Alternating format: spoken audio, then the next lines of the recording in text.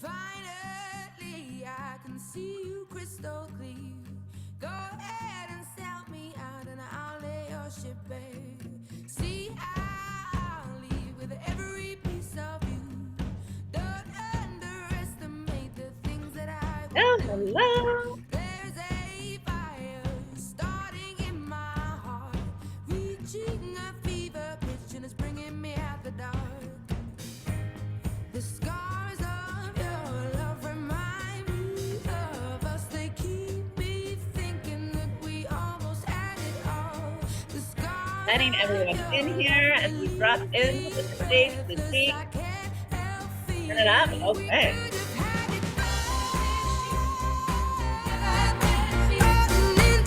have had it all. Falling into deep. You have my heart inside of your hand, and you played it to the beat, baby. All right. We'll turn off a little Adele to begin and then turn it down so that we can dive straight in. Hello, hello. Joining from Paris, loving the energy. Oh my goodness. So we are on day 3 of the deep. So we are having 4 sessions of the deep. Today is day 3. Oh, joining from Paris as well, from Berlin.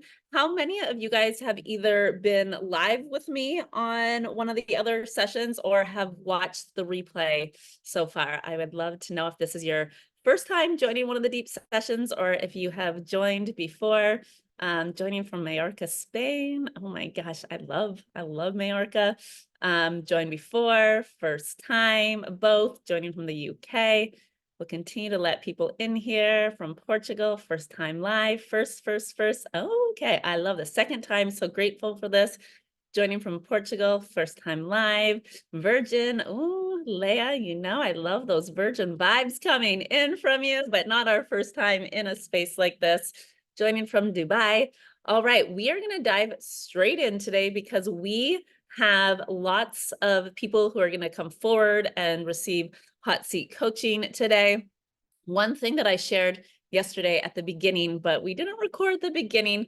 I shared a bit about the space. I shared about how many of you guys desire to be here, which I'm so grateful for. There was almost 400 applicants. I had done a post celebrating the 200 applications that I had already read, and that all of a sudden brought a flurry of more of you guys filling out the applications. And so I'm so grateful. I'm so grateful that you chose to be here. I know many of you shared with me just filling out the application alone allowed things to start shifting and allowed things to transform because you started to see where you maybe were tapping into not enough or lack or this or that.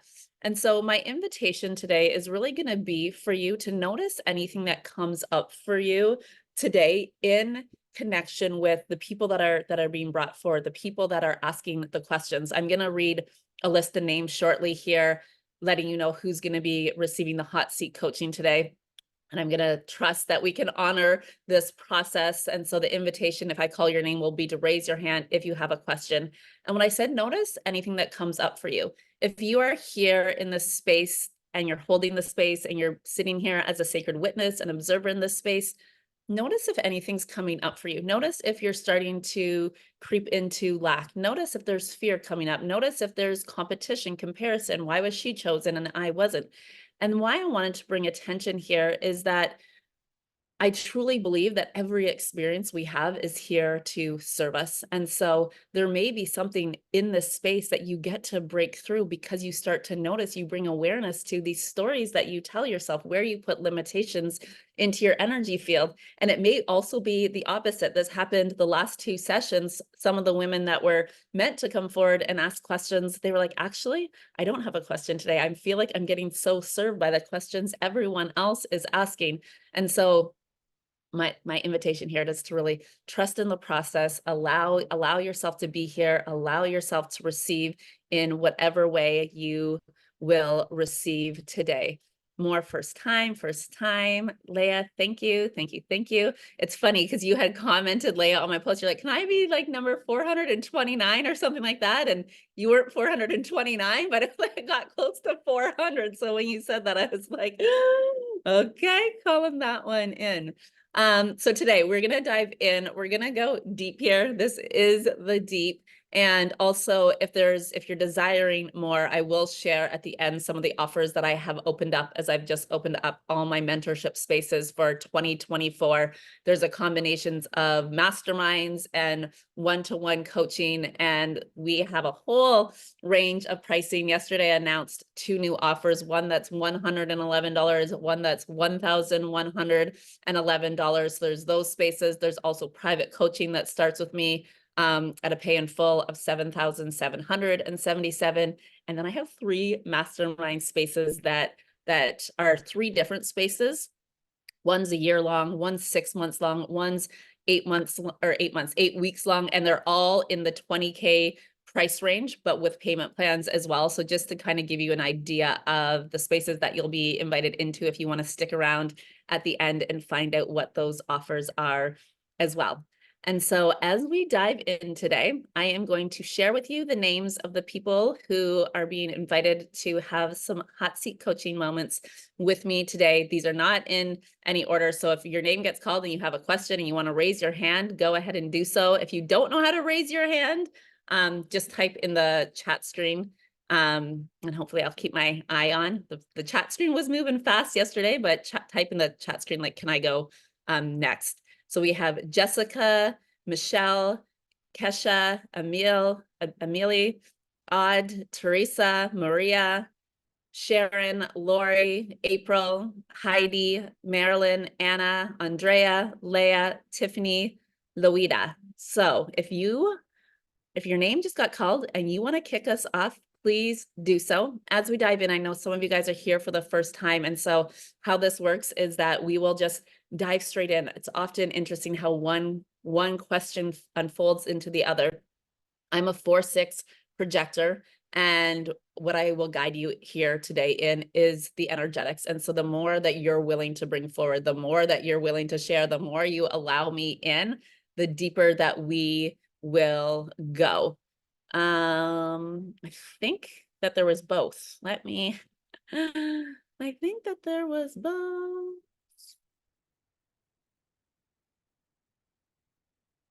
Cassie, I had you on for Friday. So let me know if that works.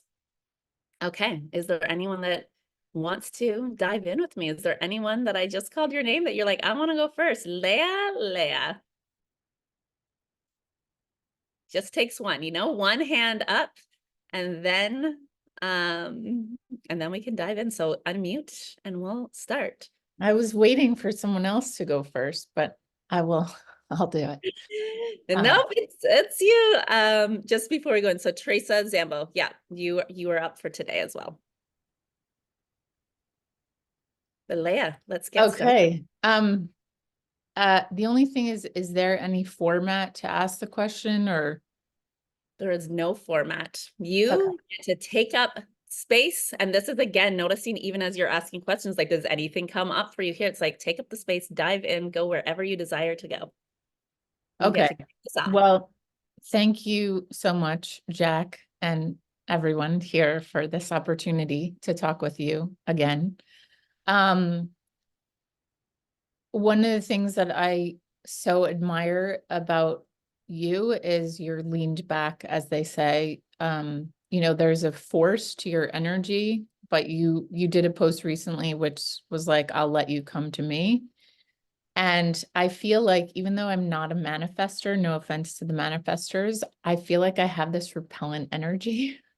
And I've been, as you know, from other containers that we've been in, like trying to create volume, to receive volume, to allow volume, whatever the word is, in Productivity Lab, in my audience, and all the things of being grateful for that one, grateful for that, I really truly am.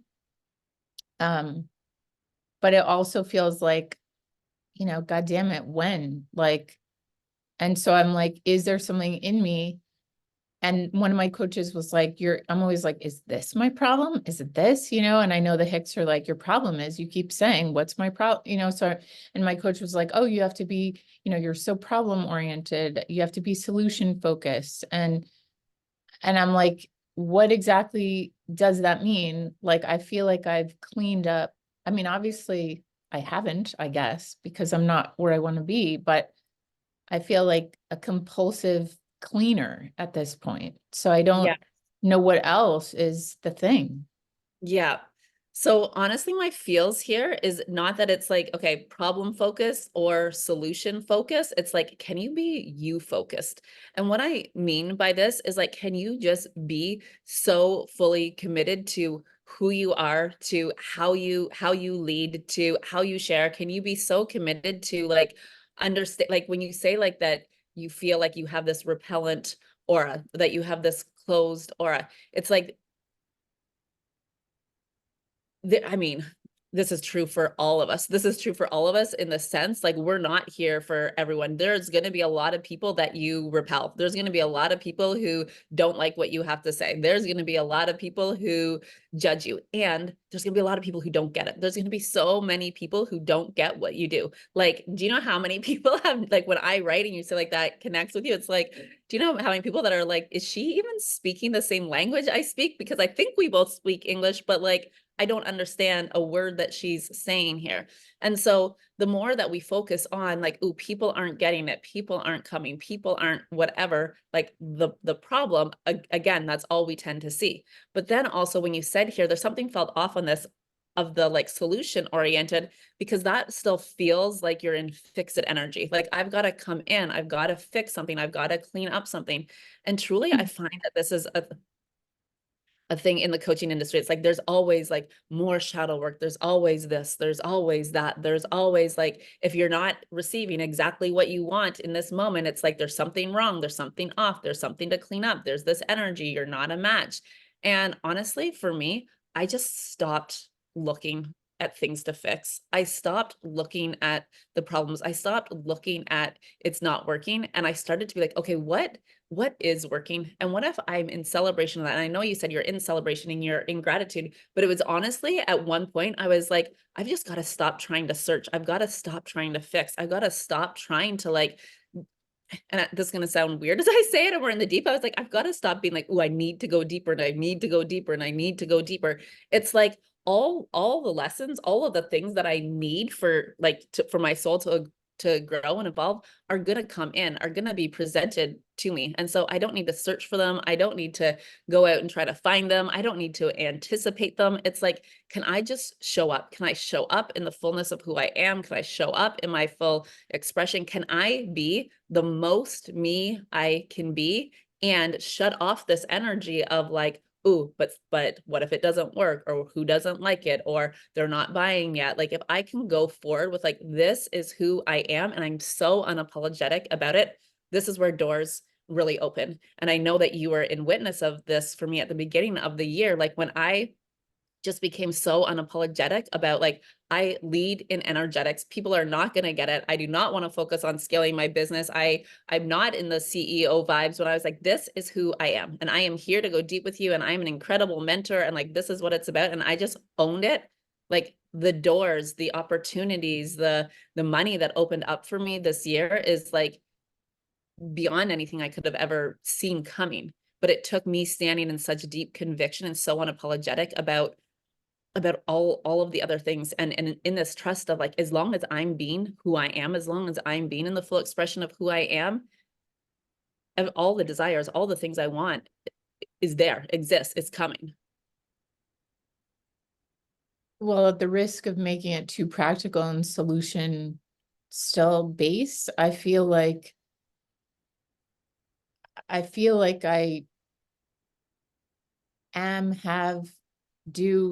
do that. Like, I don't know, like if I scour myself, I'm like, I mean, you know me quite well. I'm not exactly repressed in any way that I'm aware of. So Yeah.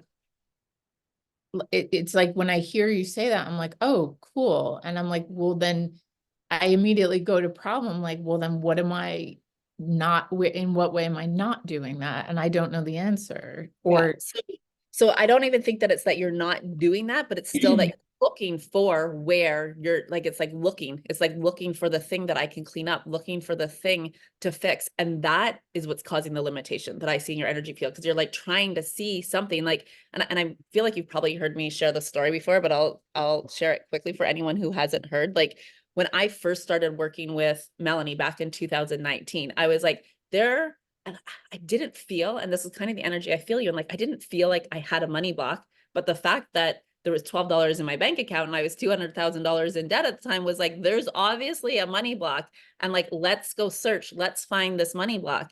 And after a conversation with her, she was like, I don't feel like you have a money block. And I was like, I don't either, but like I have to, because like what's in my observed reality, like this is a fact, like this is my bank statement. So like there has to be something off here. And she asked me, she's like, well, how much time do you spend looking for like the money block or what's off? And I'm like, a lot of the time, because the evidence that I see in front of me right now, this observed reality right now, is that there is something off. And so then the more that I focus there, the more that I'm trying to find the thing that doesn't even exist, the more my energy is just like, I mean, I can still be fully expressed. And at the same time, my energy is holding back. My energy's in contraction. And so it started like what it really was for me was like, can I stop? Can I stop going on this search? Can I stop going on this hunt? Can I stop telling myself that if I was in an energetic match, it would be here right now? And can I just move? Can I just stay in motion? Can I just keep going? And every time that story comes up, it's not like just being like, oh, that's not true, that doesn't exist. But like every time that story comes up, every time that I'm like, there's got to be a money block here, can I see that? And in an instant, like change that belief code? Can I see it and be like, that's not the truth? Well, that may be what I see in my observed reality right now. That's not what's in the expanded reality, which is like there's actual truth behind that of what's available for me.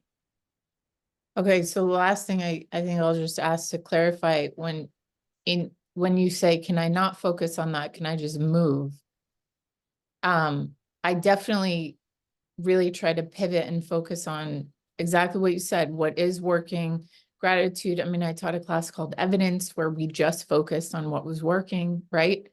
And proving ourselves wrong of all the ways it's not working. But when you say, and just move, is that like just live? I mean, because I feel like in my business, it's like I've done, as far as I know, everything. Like, I don't know what else to move on, or is it just literally move? Like move, like out of your head, move, live, go, do, be. Like it's like the energy that right now you're spending, like it's basically the question is the energy you're spending right now trying to find the thing, what else can you, like where else can that energy be directed? Where else can that energy go? That's what I mean about movement. So it's like not sitting here trying to, so like we So love to hang solve up the and go. problems, right? Sorry. I should just hang up and go. Yeah. Okay. Yeah, hang up and go. It's like, And but we move. try to, right? It's like we try to solve the problem. We try to figure it out. And it's for me, for you, it's more like, what if there's nothing to figure out? Like, what if there's nothing to figure out, but you slow yourself down every time you're trying to figure it out? Every time you're like, ooh, let me see the thing I don't see. Because this is what it feels like. Let me see the thing I don't see. But what if the thing that you don't see is all the people that are there existing, all the people that want to come in? What if the thing you're not seeing is the money that's right there? But because you're trying to see the thing to fix, that's what's actually blocking the more from coming in. Yeah. I'll try to do that. Thank you. Yeah. Jack. And when you're so welcome, but and when you say I'll try to do this, like this, people ask me all the time, like, how do I stay so open? How do I shift in like energetic so quickly? And it's like, once I see this like pattern for myself, once I see like, ooh, I do tend to bring this up. I do tend to look at what's not working. I do tend to see where I can fix. It's like bringing this into such a high state of awareness for me that every time that behavior pops in, that thought pops in, I'm like, it's like, okay, this is an untruth. This is where I'm trying to bring in past evidence into the now for whatever freaking reason that I'm doing that. I don't even care. I don't even need to figure out why I'm doing it, but I'm bringing in past evidence or past data that I have. And like, can I just full stop? Can I stop? Can I say that's not the truth of who I am right now? Because I'm constantly changing, I'm constantly growing. Like I'm not who I was 5 minutes ago, 2 seconds ago when I had that thought. And so can I not make it mean anything? And can I just like literally cut the energy like right in that moment? And I'm glad you said that because I'm doing it with I'm doing exactly that in some other situations. So I already have the evidence that I can totally nail that. So I can bring that.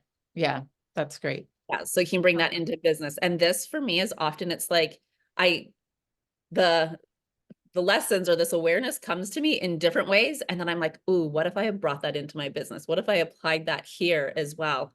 And it's like, okay, that's where the evidence serves you. The evidence where you're like, ooh, I've done this before, so let me do it here. Yeah. Perfect. Thank you, Jack. You're welcome. I'm so happy that you kicked us off today. And I love that it's in such resonance for people here. Molly saying, holy smokes, this is my story to a T. So just stop thinking and searching. I mean, think about where you spend most of your energy. Do you spend your energy in thinking and rethinking and searching versus like, let's go, let's do, let's play, let's see. Like, this is why I truly feel like I was so successful in my business early on is I was like, I don't even freaking care if it works or doesn't work. Like, let me just go, let me move, let me see, let me try, let me feel, let me play, and then not make it mean anything about me. And I have this, I'm like, okay, story time before we dive in with Tiffany next. But I was just thinking of this the other day, and Leia's used to my surfing stories because we worked together at the beginning of this year when I started surfing. But I'm hoping that the story connects in somehow. I'm going to trust that it does. But the other day I was surfing and I was going out with my coach and he was like, and the waves were, I mean, I love surfing. It's like one of my favorite things to do. I'm not the most epic surfer. And we were going out and he's like, oh, he's like, it's big right now. He's like, I almost canceled on you today because there's a big swell coming in that like no one saw. And he's like, this morning, like I saw a few people like leaving with broken boards and I'm like, oh shit. And we were going out and thought we had this like clear channel and I literally got like worked. There was like 12 waves in a row that were like working me. Finally, we get out there and then the guy beside us is like, oh, they were talking about my coach was saying how these boards, he saw people with broken boards this morning. And this guy's like, oh, he's like, I live beside the clinic. And he goes, there's people all day long coming in and out for stitches. And I'm like, oh my God. I'm like, what the F am I doing out here?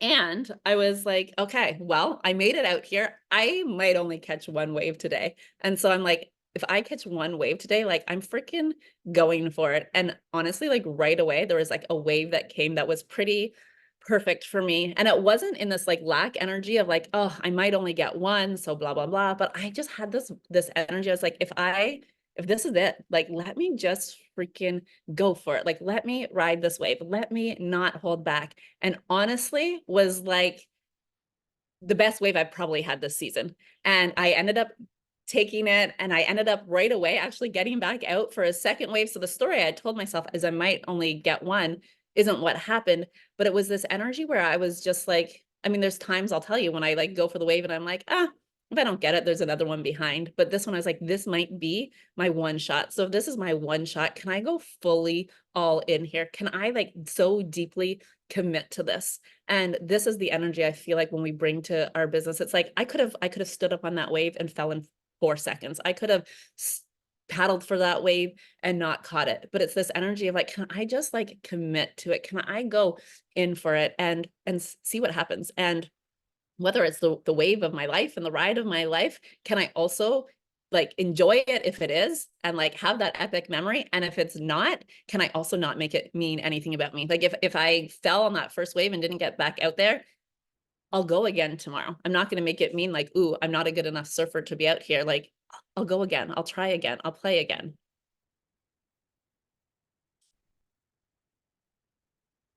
I do the same to find what's broken me and fix it. I'm a 6'2" emotional manifester. The wave story, very helpful. Okay, so wave story, there it is. Let's dive in with Tiffany. Good morning. It's awesome to see your face. Yay! Okay, I feel like this is maybe a little bit multidimensional. No pun intended. That's funny, actually. Oh, good. Okay, so I'm a practicing chiropractor. My audience has always been local. I had a lot of wounds around this early. I scaled my chiro practice really fast. It was what I knew to do. Kind of like when you said, oh, I just started. I mean, and boom, it happened. And so when I actually came out to start mentoring, which I don't mentor chiropractors, it's all truth, brilliance based stuff. I wanted to scale naturally. Like, okay, how do I get as many people? Well, I have a local audience, totally different, kind of famous locally, right? And so moving into this online world was like, what is happening? I've never seen anything like it. Took me a really long time to even stay in it.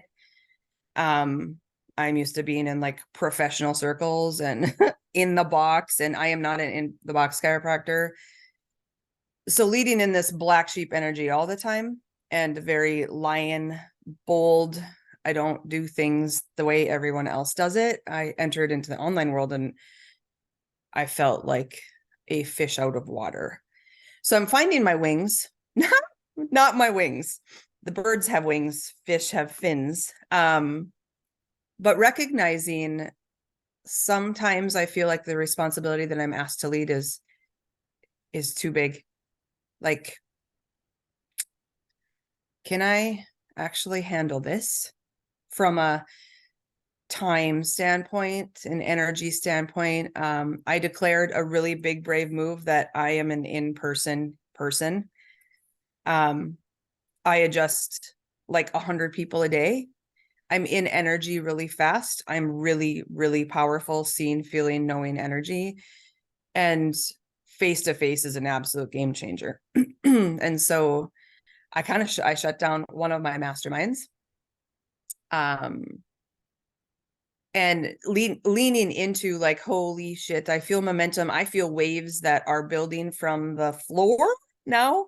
And I didn't feel that before. I felt like I was trying to do it, like ride the wave from the top, right? Like not where the swell is actually coming from. And there's a part of me that it's not even the fear of success. It's not fear of success. It's something different. It's maybe showing all of myself in this level of responsibility as I continue to do both. Changing paradigms of health, for sure. I do know that, of like how people see the body, even in mentorship. I mean, whatever that is, I feel like we're not seeing people's whole piece.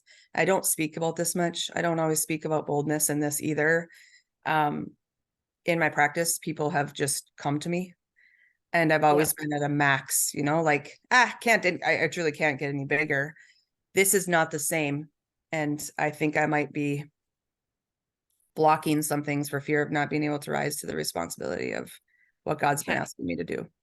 Okay, got it.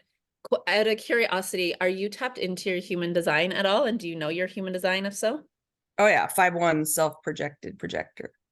I was like, there's got to be a 5 in here somewhere, and it doesn't surprise me that you're a projector either. With the only the pieces, like there's a lot of energy. There's a lot of people that you're seeing in a day. But why it didn't surprise me that you're a projector is this energy of really like stepping in and stepping into this, like totally owning, claiming who you are. Like a projector can only really be met where they're meant to be met, when they're willing to stand so deeply in the truth of who they are, like deeply in this, like, I am energy. Because our strategy is the invitation, is waiting for the invitation. And the only way we get the invitation is when we are who we are, when we allow who we are to be projected onto that screen for other people to see. And oftentimes projectors see it as, well, I see everything else that other people put on the screen, but also recognizing we project onto the screen. And that's what opens us up for the invitations. And then the reason why, and I'm going to get into things not human design, but I want to touch on human design first. The reason why the line 5 energy felt so obvious to me as you started speaking was this, like this, you're here to be a trailblazer. You're here to do things outside the box, not to follow the normal ways. And so I have this sense, this feeling for you, even as you came online, that there's possibly like if there's any way in any energy that you tried to like follow someone else's blueprint or tried to conform or tried to like fit in this box, it was like, nah, like not happening, not available for you. Like that is not what you're here for. And so it's this call for you to be like, can you actually like own that you're not here to do it anybody else's way, that you are here to bring new things, new ways of doing, new conversations to the world, to your circle, to your local community, whatever it is, like on whatever scale you want it to be on. But it's got to come from like you just fully in full ownership, so unapologetic, like in deep conviction. And then the part that I heard you say at the end here, it's like, I forget the exact words you said. You're like, I don't talk about this. I don't talk about this so much. And there was a word that you said, or a sentence you said right before that. And you're like, I don't talk about this so much. I'm not so bold. Do you remember what it was? It was around this like essence of there's more than we allow people to see or something. I do not talk about all of the other stuff on social. I talk about leadership, but not how I have led differently. And what, okay, so the question whenever you said that came through for me was like, what if you did? Like, what if you talked about that? What's the feeling that comes up for you when I say that? I'm an absolute lion in my office. Controlled environment. They come to me, invitation. Online feels too energetically not safe. So, and the chiropractic world is quite interesting. We fire from the inside. And I've always practiced different. Like I disagree with 99% of how people do it. So I don't talk about that either, because I'm like, well, I definitely don't need to be, I don't need my voice heard here. Oh gosh. So it's kind of like that everywhere a little bit, like, ooh, too far. I'm a massive psychic, intuitive body mapper, body reader, and I don't talk about much of this. So tell me about the energetically not safe piece then, because this already, I feel like it's like you're on this precipice and we're here to be like, boop, let's go. Let's talk about this. Some of it is probably my family, being raised strong Catholic. And I've had, it's been 15 years of these conversations, but it's definitely like through and through. We're in the Midwest. It's a thing here. And so in the unsafe piece of that is Satan, maybe psychic is Satan. Weird to say that word out loud. The woo-woo foo-foo isn't understood. Like in my words, I would even say, like, if I would read my words, they don't make fucking sense in terms of the potency that I'm trying to get across. Like, I'm okay talking about it, but not, it doesn't come out the way I actually want to. I just relaunched my podcast yesterday, actually. And I feel like this is going to be one of my transmitters without needing to try to explain myself. So if I think of energetically online, is it just that it's maybe not my greatest platform? I feel like the energetically unsafe here is, it's like, and I spoke about this a bit on yesterday's session, but I want to bring it forward again, because it's like, it is impossible, from my experience, it's impossible for us to feel fully safe in this world, fully safe if we don't feel safe with ourselves. And so we don't feel safe with ourselves when we're not being fully expressed, when we're diluting our words, when we're dulling things down, when we're shifting things to make other people feel safe or comfortable, or so that they get it. And so I feel this sense from within you that it's like, until I'm actually like willing to be so deeply in the truth of who I am in this expression, I think a podcast is a perfect place for you to begin and to start this, that there's gonna, I mean, it creates this resistance, right? Because it's like, okay, well, I'm not really safe to be fully who I am. So how can I feel safe in this world if I'm not being who I truly am, if I'm not speaking about the things I truly want to speak about?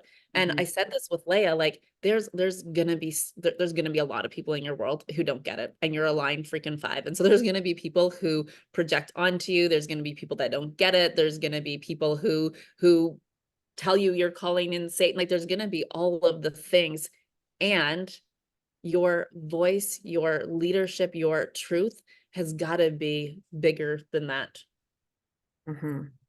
It's been really interesting because I have like that, it's the duality of seeing, I see that, I know that in every other part of my work, right? So when 3 years happened last, and I was like, who are you, Tiff? You are afraid.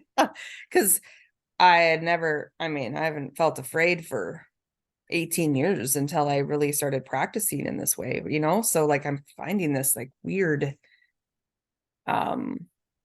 yeah, and the responsibility of like there are hundreds of really powerful women, burned out, addicted women that are hiding in their homes, that I am meant for them. So here's the thing. It's like, remember, like you are meant for these people. Like you not stepping into your truth is not allowing these people to receive what they're meant to receive from you. Like there are people right now that you are literally the answer to their prayers. Like somebody earlier today in the conversation with Leah, I'm trying to scroll up there, like I prayed, like this conversation, you just answered my prayers from last night with this. Like you are the answer, your truth, your words. I haven't, who said this?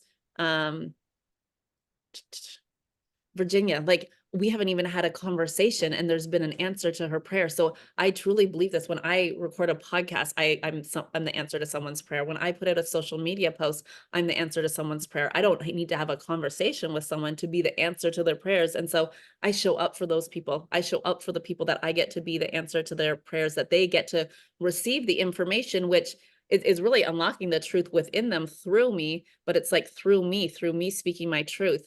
And the two big things that came up as you were speaking in the beginning is like you were able to just like go for it in the chiropractor world, and you were able to innovate, and you were able to do what you did there so that you can bring it here, so that you can understand and know like you're not going to do things the way that other people do it. And this is like a level that you're being called to lead in. And the thing I will tell you, because you asked and you're like, can I do this? Can I hold this responsibility? Like you would not have the thought of it. You would not have the desire, whether you would say it's a desire or not, but you would not, like, if it's already existing in your energy field, if the idea is existing in your energy field, and this is for all of us, like you are already capable right now as you are already capable of holding it. You do not need to shift identities. You do not need to become someone else. It's like you are capable right now of holding that. Yeah, Leia's conversation was really powerful because that was part of what I was going to say, because I'm running two high-end businesses and I am the producer in both of them. So I worry about time, like I worry about energy. So all the things that you told her of like, oh, just pay attention to what you're trying to find a solution for, because even this mentorship that is a very big practice already. I call it a practice. Yeah.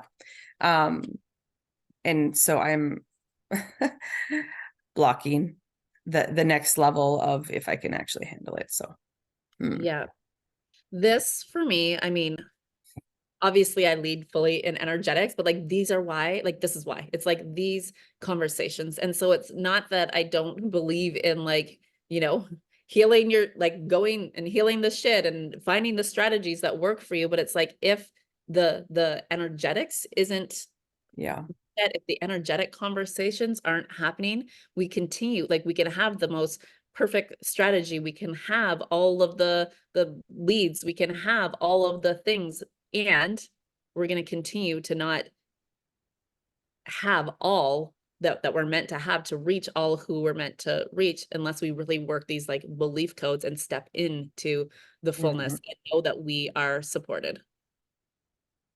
I have a major fear of getting to the end of my life and knowing that there is a lot of people waiting for me. Gosh, like God, this came up yesterday too, like how, like that feeling, like, no, like that's the feeling that will suck. And so will it suck right now when people call you names and judge you and say that you're speaking untruths and blasphemy and all this shit? Like, will that suck right now? Uh-huh. But it'll suck even more to get to the end of this human existence and be like, I didn't step into the fullness of who I was because of Totally. that. And it's interesting in chiropractic, I'm used to projections. Like I'm really not afraid of that. I think there's parts, maybe dark parts of me, not dark parts, but things that haven't come out yet. How about that? It's concepts that I haven't actually shared. I haven't put my stamp on it. I lead in it, but I don't put my stamp on it because I can handle, like, oh my God, I've been up against the board. I mean, I've fought the battle. I'm good with people not liking me. Yeah. So that right there, though, it's like, can I stand in it? Can I stand in these Yeah. conversations? Can I stand for like my gifts, my magic, my work, my medicine? And this for me was such a big piece of my journey, even in this last year, was like the activations that I lead in. I know many of you have got to join me in some of my activations. Like I kept them hidden for so long because it felt like, whatever it felt like for me. And the amount of messages that I like receive, like pretty much daily, like regular and like big, huge things that people release and shift through in these activations. It's like, if I kept this to myself, like why? Yeah. The lion is lying everywhere. Period, motherfucker. I'm out. Oh, good. So good. Thank Thank you. you. Thank you. Thank you. Thank you for bringing this conversation forward. Okay, Sharon, you are up next. Hi, Jax. I'm just going to speak because I don't have a question, but I just maybe to sort of be in the hot seats and have a bit of coaching. I'm a 1-3 manifesting generator, and I have a coaching business that I just keep upper limiting. I can't push through the glass ceiling. I feel like I know what I do. I hide behind my one-on-one coaching clients because they love me. I feel safe there. But the moment I put something out, it's like I put it out and then I shrink back. I did a 6-week course for all my clients, and then I disappeared. I was gone. So yeah, I know that I have so much wisdom, so much experience. I've got so much to share. And when you were talking about, Tiffany was saying being at the end of the line, and there's all these people you haven't helped, and I know that my wisdom are gifts from God, and I've lived the life, and I'm a trailblazer. I'm the change maker in my family, and I want to teach women how to be, to empower that within themselves, to be the change makers in their families, to leave a legacy. And I just go like, how do I put all that together? How do I put that out in the world as something, as a program, and not just the one-to-one, which requires a lot of energy. I don't have the time. So that's where I'm pretty stuck. Okay, so let's tap into this energy where you spoke about that. You're like, I'll go in and then I pull back. Can you share more about what comes up as you enter this pullback energy? Like, is there any stories? Like, can you notice any stories, any patterns, like what you tell yourself? Is it after like a result that doesn't like turn out the way you want? Like, when do you tend to pull back? Okay. I look, the 6-week went great. It was fantastic. I was getting great reviews. I pull back when I feel like I don't know how to am I going to be able to support them? Am I going to be able to take this to the next level? Where do I feel like I'm playing in that small little foundation. I'm like, but I know that I have so much more than that. Okay, so you know that you have more, but you fear that you may not. Yes, I fear that what's there is a fear is that I won't be able to sustain that level. I think it's a fear of, it's a capacity. That's the belief. Do I have the capacity? And I know from doing work with Melanie and being on the 5-day, doing some other work, I know that, the upper limit, it almost kind of keeps me safe. It's that where I'm like, well, I'm safe at that, I'm paying my bills. I can go on trips and go on holidays, but anything more than that, do I have the capacity, and do I have the capacity to hold 100 people on a program, or, I think it's a capacity thing. Yeah. So my Oh, we're in an echo here. Let me just see if anyone's unmuted. Nope. So I'm not sure where the echo's coming from, but I think it went away. So I have this like sense, this feel, this like capacity, like, so there's this, okay, can I hold more? And you're doing so much one-to-one right now. And so can you hold more in the one-to-one capacity? Like possibly not. And so it's like, okay, so then I'm feeling called to like lead programs, to lead 100 people, to lead masterminds, to lead masterclass, like whatever you're feeling called to lead, but then that gets to shift your energy as well. And so I think it's like I feel like you kind of have this energy and this knowing of like, you're meant to pivot, you're meant to like shift in some ways. And so not saying like not doing one-to-one, but as long as one-to-one's your focus, and it's like one-to-one is, and this is just for you, this is, if somebody else is here and is like, I only want to do one-to-one, like you get to choose that. But I feel like for you, it's like, you know that there's something beyond the one-to-one, but you're using the one-to-one as, again, like the safe, the this, the that, but you're being shown like, for you to have the impact you're desiring to impact, you've got to open yourself up beyond the one-to-one. And then I feel like the question that might come up for you is, well, is my work powerful? Like, can my work also be powerful? Will people get the transformation? Will people get without that one-to-one interaction with me? Yeah. I think what you said earlier was just like move. I love what you said there, move. Just move out of this. Like I also spend a lot of time as the 1-3, you know, it's experimenting and learning and seeking knowledge. And I can get all these courses, and I spend a lot of money on stuff. And then it's like, okay, I feel like I'm becoming this container with all this information. It's like, well, where does this, you know, what do I do with this? So it becomes a bit like, oh, got all this knowledge and information, experience that is like just begging to be just out, and so it's just moving into it. I love what I said with Leah. Yeah. And well, this is where the line 1, the line 3 can kind of like contradict each other. It's like the line 1 is like creating the foundation, gathering the information, gathering the knowledge. Like your line 1 creates this foundation, but then it's like, can I get in this motion? Can I move? And can I allow myself to move, even though that things may go sideways or backwards, or that things may fail or appear to not be working before that they do work. And it's this energy I also felt from you when you're speaking. It's like, okay, you pull back when it's like, when you're unsure. So you pull back when there's uncertainty. And so instead of facing the uncertainty, facing the unknown, stepping into that, it's like, let me play safe here. Instead of playing to win, like, you know, when I said like that, catching that wave and just committing to it, instead of playing to win, it's like, I play to not lose. I play to like, ooh, let me not go for that wave that's a bit bigger than I would normally go for, because all these people are watching, and what if I fall and that's not going to feel good? Or what if and it might not even be about other people. Like I'll be disappointed in myself if I like fully go for this wave and I don't catch it.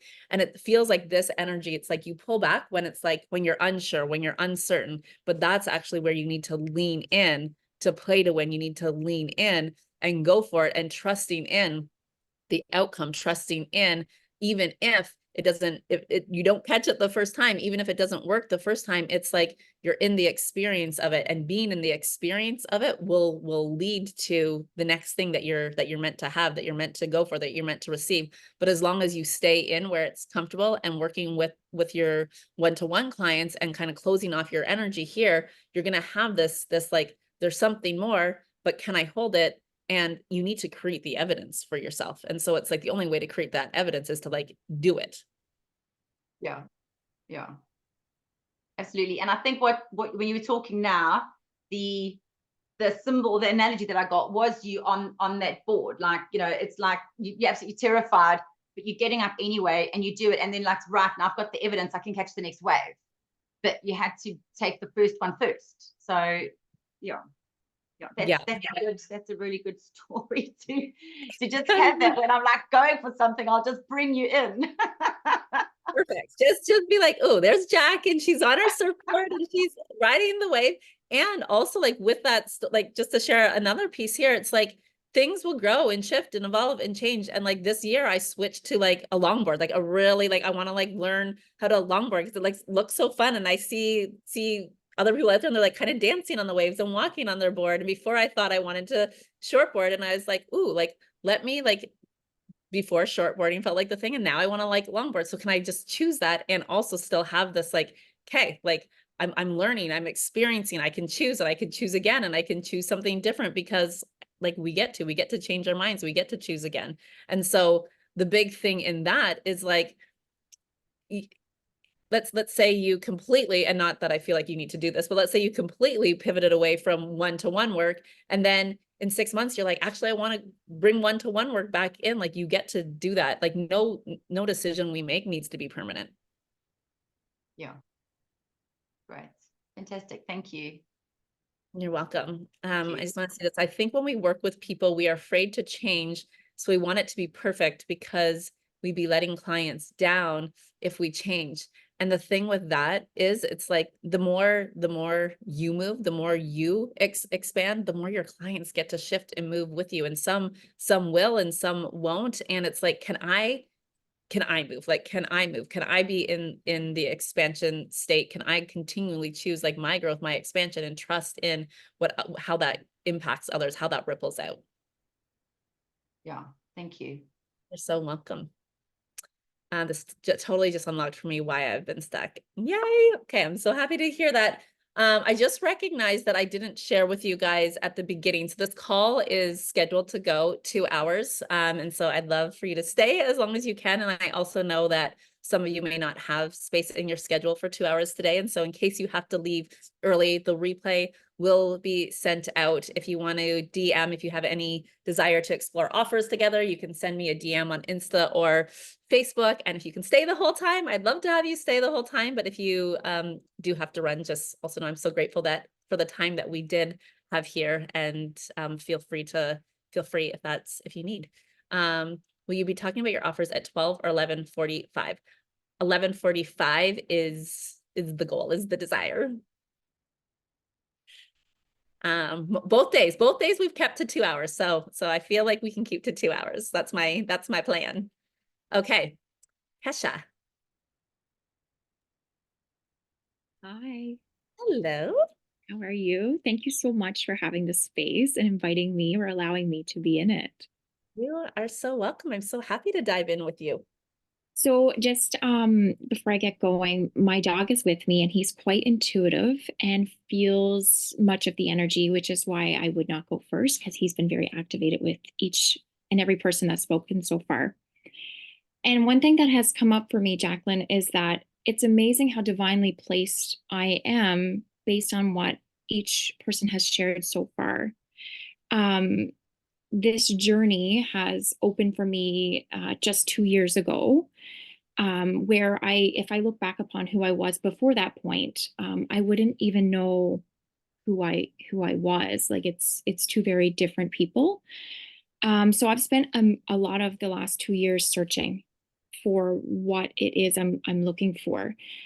So when Leah spoke of that, it struck home for me, because I do have this desire to do more, to be more, to feel more, but not know exactly what that is.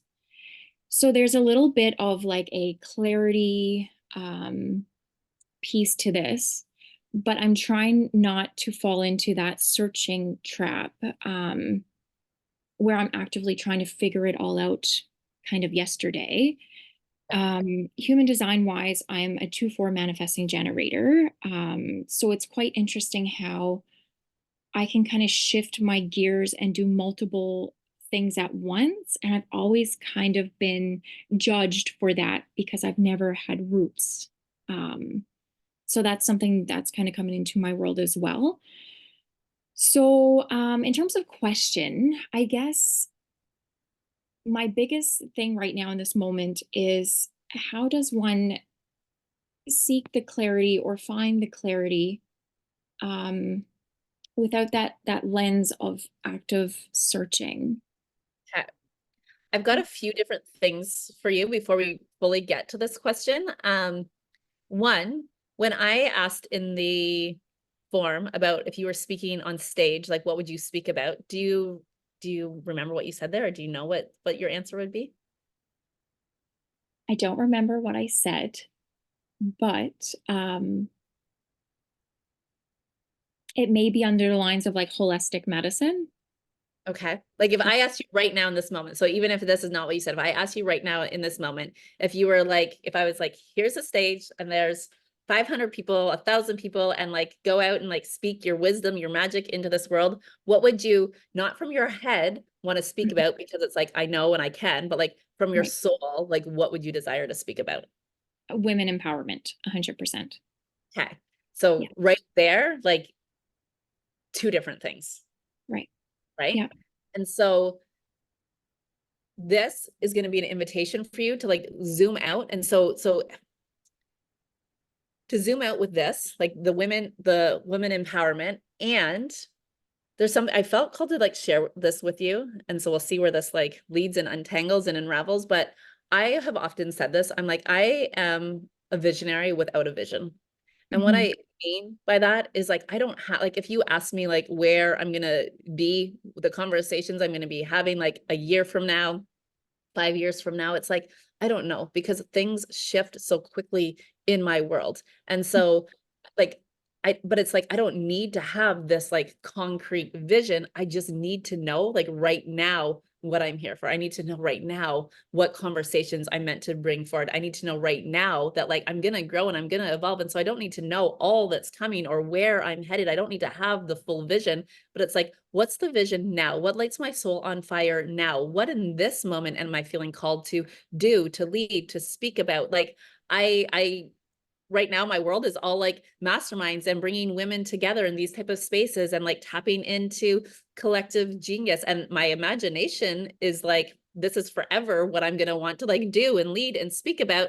And I also know that 2 years ago, 3 years ago, I was like, I like one-to-one client work is my favorite. And that's always going to be the thing. And like, now I take on 2 one-to-one clients at a time. Like that's it. And so sharing that in like the way that you do things and the things that you speak about are going to shift, are going to be different, are going to change. And so instead of getting, for me, it's like, instead of like needing the clarity on that, it's like, can I bring in the clarity of like right now in this moment? Can I bring in the clarity of like, can I trust in myself? Can I speak right now about what I want to speak about? What I often find is people, they wait. And then it's like, wait to have it all figured out, wait to have, you know, the program, whatever it is. It's like, wait to have it all figured out. And then by the time you actually start speaking at the thing, you're already moved beyond the thing. Right. Absolutely. I feel that completely.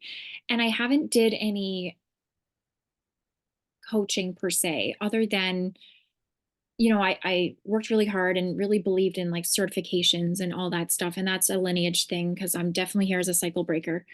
But now it's quite interesting how Tiffany brought up a piece about fear of exposing exactly who you are. And I feel like there's a part of fear that's attached to like my certification and my designation, and how people would judge me. Oh, and like, how can you do family medicine if you believe in this? There is a layer of fear, um, that I would look less of or not effective in care if I act this way, when in fact I feel so passionate and sound in what I believe in, and seeing someone holy, it's just really hard to get that out there. So I did move and shift into like aesthetic medicine, where I did get to work with women one-on-one. And Okay. it's been amazing to see the empowerment that comes through that, where women don't even per se want the procedure, they just want to speak with me. But then I'm at the point where but what do I speak about? Like, I'm so caught up in it all, if that makes sense. Yeah. Yeah. So something that you said there that I'd love to tap into is like, okay, the people that will say, well, how can you practice family medicine if you believe that? Can you tell me what some of that is that you believe? Yeah, so I just see like in my career, I guess, how other physicians or other nurse practitioners or other healthcare providers are very academically influenced. And there is research and evidence and proof, and great, that's fine. But there's always been a bit of a missing piece for me. And within this last 2 years, I've kind of found that missing piece. It's just, I guess, getting it out there in a way that is received appropriately, but then I guess not looked down upon in terms of my like designation or I don't know where this lands for me, but Yeah. there's something around like the regulatory body or do you feel like, are you willing to tell us what that is? Like what the beliefs are that you like have that you feel called to speak about? That you feel like will be, not received or frowned upon or blah, blah, blah. yeah. So I mean, for me, I just really am able to like energetically attune to what someone's root cause, I guess, is. So like I believe in Western medicine in layers, but then I want to take it one step further and get to the root. Whereas oftentimes the system or other people that kind of operate within it, they're like, Keisha, you can't be seeing your patients every 2 weeks. It's not feasible. Whereas I feel the need to do that to adequately do my job in the way that I would like to do my job. Because I even feel like active listening is medicine in some way, shape, and form. Like it's as easy as just listening. So yeah, I just get all caught up in it all. Yeah, I get it and I feel it and I want to like help you like disentangle this and like to allow this like not to like literally be untangled for you, because the thing is, as you're speaking, it's like and I'm seeing this comment come up for Tiffany, it's like required to be in this like box. How many, and I think you've already had this experience with clients, like how many people do you think are actually looking? How many women want exactly what you have to offer? How many women can you be the answer to their prayers if, again, you own it? If you're willing to understand and be like, other people aren't going to get it. There's going to be people in your field who are not going to get it, or who are going to say that's not possible, or that's impractical, or that won't work, or that this blah blah blah blah blah, or this goes against this, or it goes against the science, or it goes against whatever people like. Again, we don't all need to like buy into the same truth, but it's like there's people right now that are also feeling the way that you're feeling, that they're like, okay, there's like something in this that I'm like a yes for me, but I know that there's something beyond. I know that there's something more, and I need somebody else who believes in this as well to lead me, to be the mentor for me, to be the guide for me here. Right. Okay. And Like then Christy's saying right now that I'm searching for a provider like you. aw. And it's interesting because part of me wonders, because of this manifesting generator side of me that likes to kind of shift and move and kind of weave in and out. I wonder if, it's time for me to lay down my designation so that I can kind of lead still with this knowledge behind me, but where I can kind of safely and fully embody both to bring it forward. I wonder that too. And again, it's this clarity piece of This may be something for you to look at, that I just know from experience. I've coached other women. I've been in masterminds in spaces with other women that have really, come to this decision for themselves too. And women have chose different things, but this may be something that feels like, okay, letting go of this piece so I can fully step into the piece that I'm really feeling called to step into.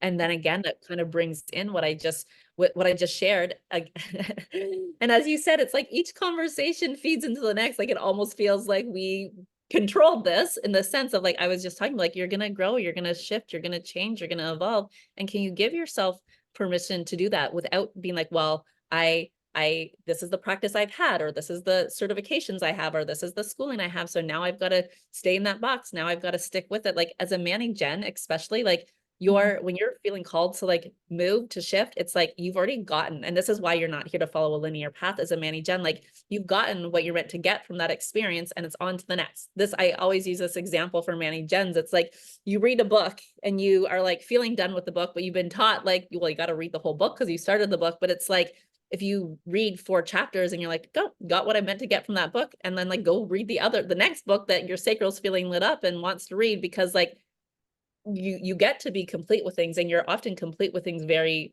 very quickly. And it's like, but if you hang on and if you feel like you need to and you stay stuck in that energy, then you're just in the like shoulds, you're not in an expansive field. absolutely. Yeah. And it's interesting because growing up in a family who has, very rigid ways of life, one thing my mom always said to me was, Keisha, we're not buying you any books because you never read them. You never finish them. And that was always me. So it's really funny how, 2 years ago, this all came about, and this is kind of who I am as a person. Yeah. So yeah, thank you so much. So I don't, welcome. And it's I this don't know like, if I really had a question, but no, it's perfect. Because I mean, this is it. And this is like what what I think most of these conversations come back to. It's like, can we just be in full ownership of who we are and how we operate? Like, we're not all here to do things the same way. We're not here to like, I mean, how boring does that feel? Like, ooh, let me just do this and let me do that. Like, I feel like, to be honest, I feel like that very much was many of our like parents' generation. It's like you get a job and you do the thing and then you retire, but you do the same thing for however many years. Like somebody said this earlier, like we're here, like we're multi-passionate, we're multi-dimensional, we're growing, changing, evolving so quickly. So things are not meant to stay the same. And this is why that energy of like being the visionary without the vision, it's like, because I know that things are going to constantly shift and change, and my vision's going to grow, and my desires are going to grow, and my ideas are going to grow. And so can I continue to move in the like the now energy and allow it to shift and change, but keeping really anchored in like what I'm here for. What I'm here for is to be the full expression of who I am, to like be in the full experience of being human and being divine. thank you so much. You're welcome. And I hope that you read some of these comments. I haven't read them all, but I know that there's a lot of like here in France, like that has a title, integrative medicine. They're hard to find, very much in demand. There's the world needs more physicians like you. And so yeah, tap into these messages as well. Amazing. Thank you so much for everything. You're welcome. Okay, Teresa. Hello. Hello, hello. Thank you so much for having me. Good afternoon from Germany. So, what moves me at the moment is actually something that has to do with finding the balance between I'm a very, very deep person and I can hold like a lot of darkness, right? Like I'm an MG13 and I have an emotional authority. And I had an human design expert once tell me that my specific kind of wave is one that crashes like very extremely. I didn't even know that was a thing. And that's like one thing for me to be better and get better at riding those waves. What I'm struggling with still is how am I showing up when I am in those waves online? Because I had some of my like friends who are coaches too, and like even a mentor like just yesterday in a one-on-one tell me that they feel like I'm holding on to a lot of this heaviness and darkness, and I'm identifying a lot with that, which is definitely true, and also like a generational thing in my family. But at the same time, like one of my biggest values is authenticity and self-expression. And I feel like it's a strength of mine to like be able to hold this kind of darkness and capacity, right? And this part of the spectrum. But at the same time, I'm struggling with like, how am I showing up when I am in those phases? Because, from coaches, sometimes I feel like it's expected to always show up in your power and be like high vibe. And I just am not all the time. And I want to be authentic, but at the same time, I just don't want to like, block off potential people who want to come to me, Yeah. So that's my topic. Okay, I've got something that I want to start with around this like high vibe energy. And also you said you're a 1-3 Manny Jen? Yes. So you have the emotional authority, but you also have a defined sacral. And do you know if you have a defined spleen by any chance? Which part is that exactly? I don't know. Like, it's like all the 3 that are in the row. So the sacral is like there's like a square, and then there's like kind of 2 triangles. Yeah. They're in the row there at the bottom of your chart. Like I have 6 defined centers, and only 2 of them, like one of my undefined centers is on the top, and one of my other undefined ones, I think, is the ego part. Yeah. Okay. Okay, there's something that I will tap in about the emotional authority and the defined spleen and the defined sacral. But let me see, do I want to tap into? I want to make sure I don't lose that first part of what I said I wanted to tap into. So give me a second here.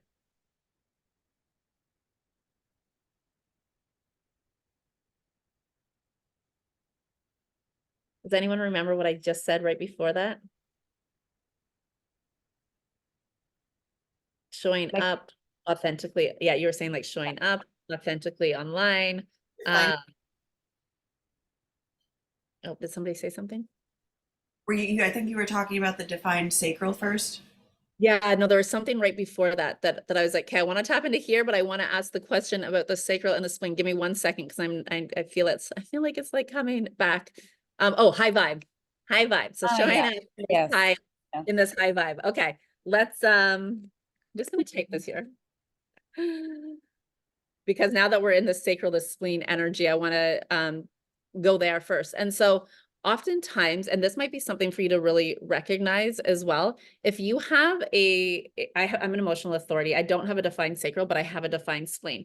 And so we're taught as emotional authorities to like wait till we ride out this emotional wave.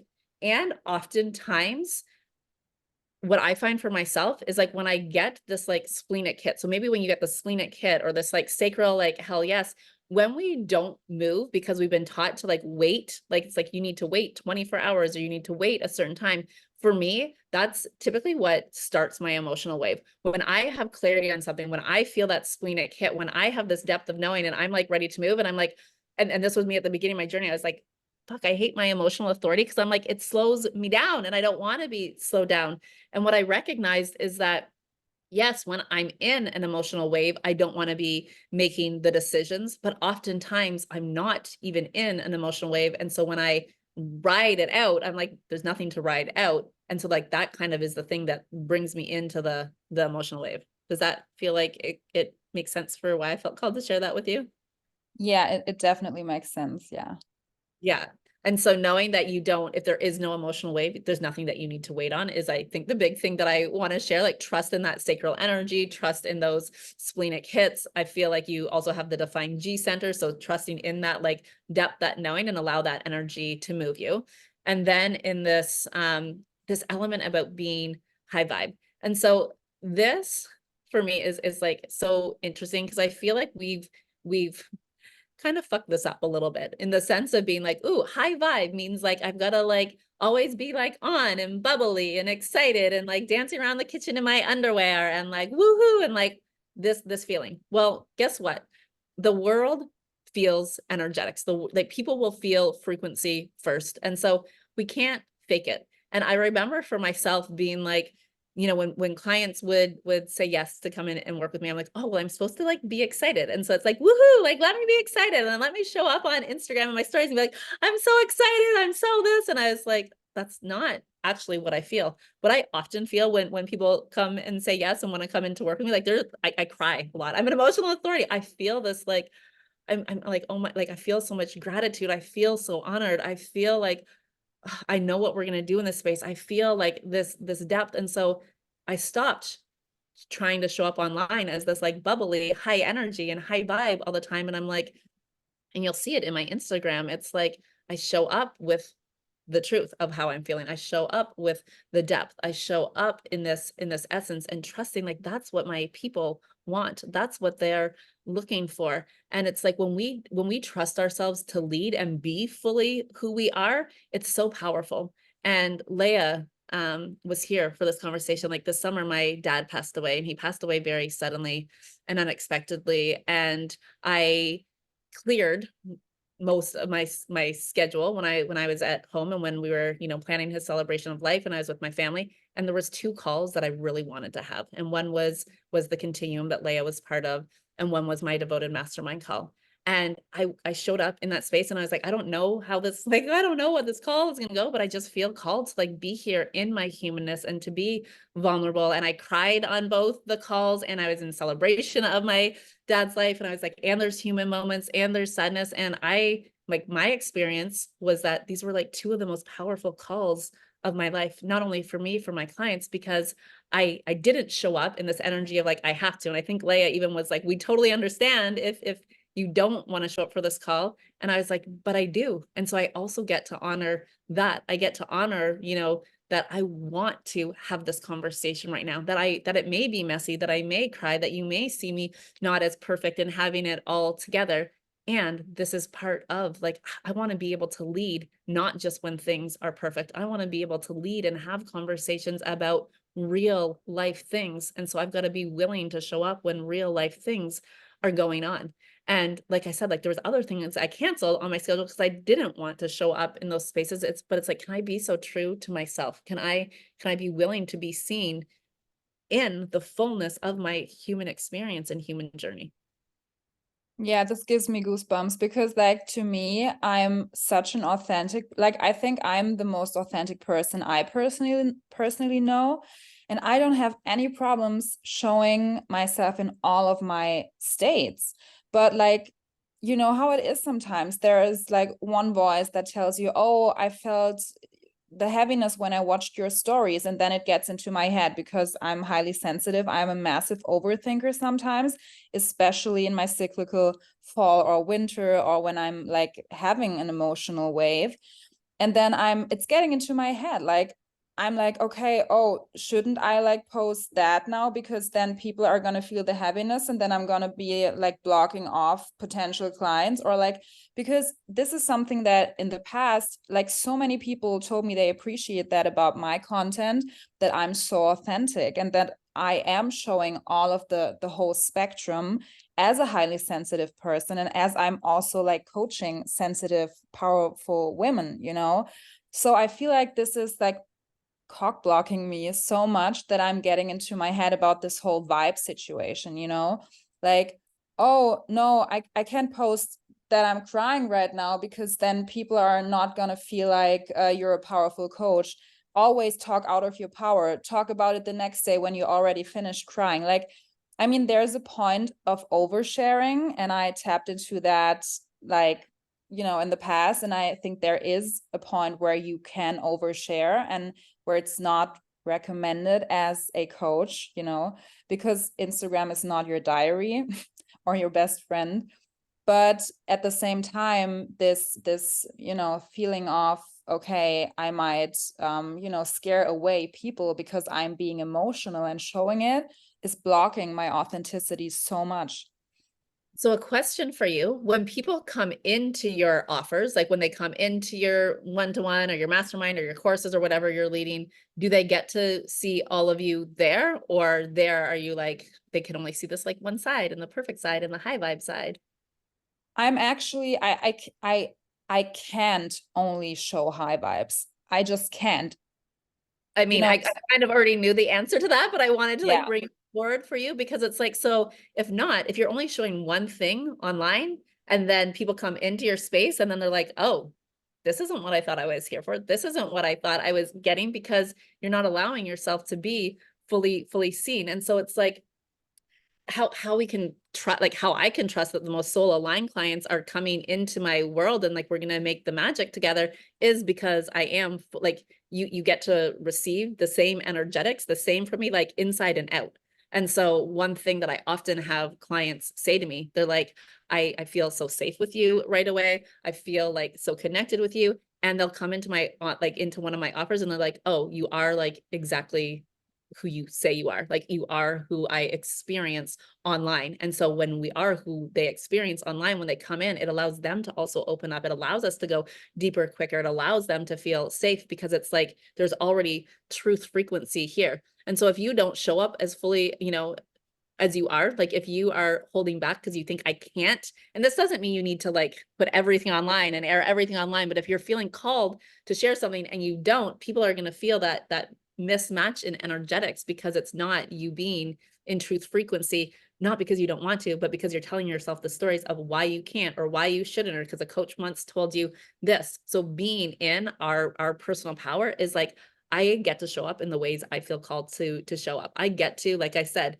you know, people have said like, don't like this, like take the week off, don't show up for these calls when my dad died. And I was like, I want to. And so I get to, I actually wrote a post about this that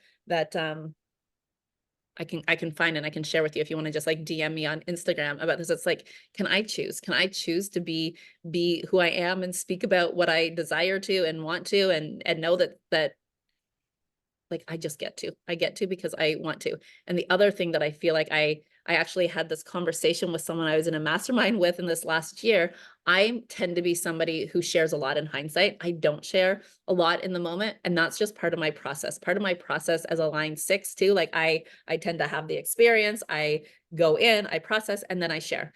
And this other woman, she's like, no, she's like, you got to share when it's like the most alive for you. And she shared with me her process. And she's like, I've got to share in the moment. If not, I lose that energy. And then it doesn't feel like truth. And what we came to through this like big conversation is like, that's in such alignment for her to speak when it's very alive, and it works very well for her in her business. And she shows up online in tears, and she's got an incredible business. And I don't, because that actually just isn't what's in alignment for me. And it's not because I'm hiding, and it's not because I'm holding back. It's not my process. So again, it comes back to this piece of like, can you own your process and how it works for you? And guess what? No coach or no mentor like can tell you any different. Like my job as a mentor is not to be like, this is what you should do and don't do this. My job is to help you find like the truth of your own expression. Yeah, definitely.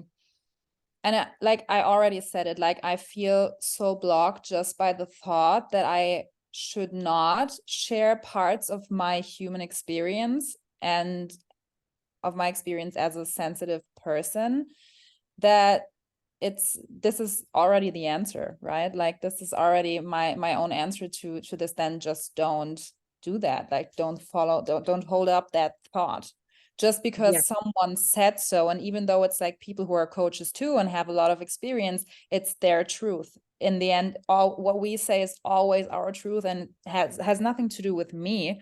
And I think the power then comes to you when you like say, okay, this might be your truth, and I thought that it's should be my truth too, but I'm deciding to do what feels right for me, right? So yeah.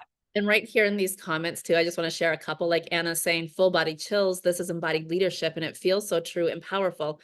I relate and respect mentors so much when they show up in that truth and empowerment. And Jillian saying it's a gift for other emotional people to witness the waves, the doors open for them, that they too can show up and succeed, and that they are enough, perfectly imperfect. This is so validating. Like, here's the thing, 50% of the population has an emotional authority. 50% of the population feels these emotional waves. And the other 50% are also so tuned into our emotional waves that they can feel when you're showing up like not in truth frequency. And so this is where I was saying, if you just show up and you're like, I'm like dancing in my underwear and being so high vibe, but like that's not how you're feeling inside. Well, people are feeling that off energy and they don't know why they're feeling that off energy. And so it's like that whole like fake it till you make it, fake the high vibe if you're feeling low vibe, like please don't.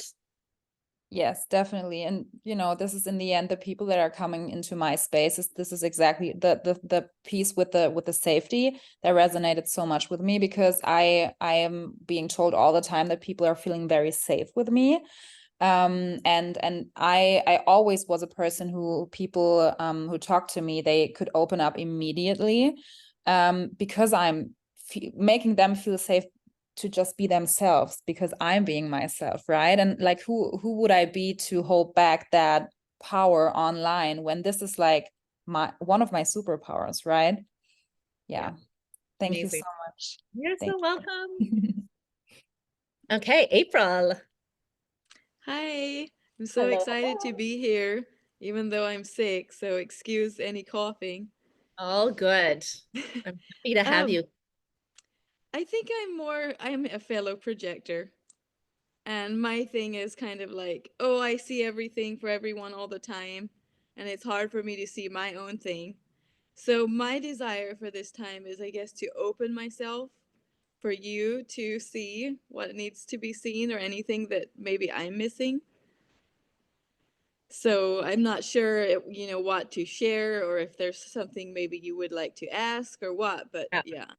Okay, so this is going to be an interesting piece, and I'm excited to dive in, because the thing for projectors, myself included, it's like we I can see for other people, but as a projector, like projectors, like no one can see into a projector unless the projector is willing to be seen. And so somebody else asking me this question, I would probably be like, oh, I see this and I can feel this. And for a projector, like I said this to someone earlier, it's like what we, and this is how the strategy of the invitation works, what we're willing to be seen in, what we're willing to speak our truth on, where we're willing to come out of hiding, that's all people are going to be seen. But if we don't put it out on that projector screen, it's like that. I look at the projector screen and it's blank. I'm like, Yeah, it's so much so that I surprised my best girlfriend with a trip for her birthday weekend, and she even asked me things, and she was not suspicious at all. Like, it completely pulled it off. And I'm yeah. just like, how did you not know this? Yeah, so this is, so for a projector to be like fully seen, like for me to like be invited in, like, and I know that you're inviting me in here, it's like, but you've got to give me something. You've got to allow me, like you can be like, what do you see? But you've actually got to allow me in, which means you've got to stand in your truth. You've got to speak your truth. Like this is the projector power energy. Okay. Like, what am I willing to be seen in here? So it's like, and it's so interesting because a projector's like deepest desire is typically like to be seen and heard, but then we hide ourselves and we're like, but I don't until I know people are there and they're going to get it. Like, I'm not going to allow myself to be seen and heard, but people can't be invited into your auric field until you're already standing. And this is why I said to someone earlier, it's like this I am feeling, you got to stand in it first. Okay. Yeah, that makes sense. And I am totally willing. I was just more like, how should we do this kind of thing? Yeah. So often what I'll say, like, and what I'll say in my mentorship spaces, I'm like, I'm just going to come in and project in here. I'm just going to come in and be a projector and riff and speak. And if you've got anything for me, great. And if not, it may just be so I can like be in witness of myself. Okay. So I just came home from Portugal where I went to an event that I felt so called to.